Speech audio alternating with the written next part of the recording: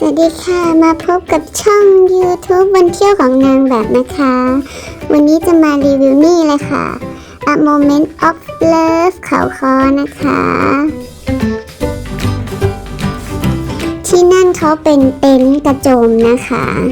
แล้วก็จะมีร้านคอฟฟี่ให้เรานั่งชมวิวสวยมากค่ะ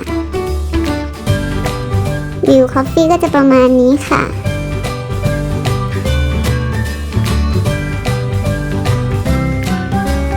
ห้องก็จะมีเป็น Family แล้วก็2 ท่านอะไรประมาณนี้นะคะ ห้อง2 ท่านก็แบบนี้ค่ะ มีห้องน้ำในตัวนะคะทุกคน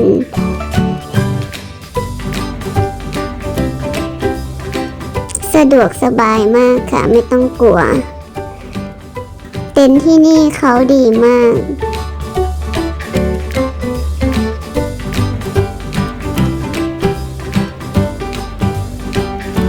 ตอนเช้าก็จะประมาณนี้ค่ะ หมอก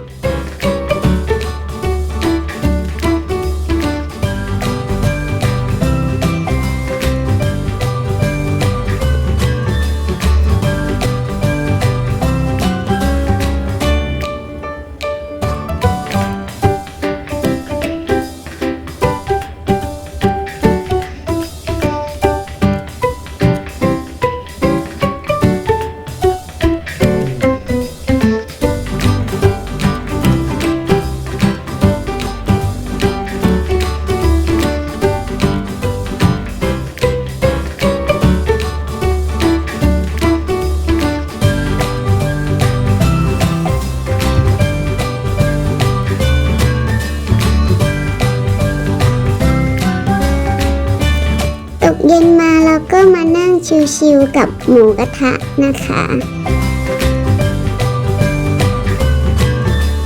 ไปแล้วค่ะ บ๊ายบาย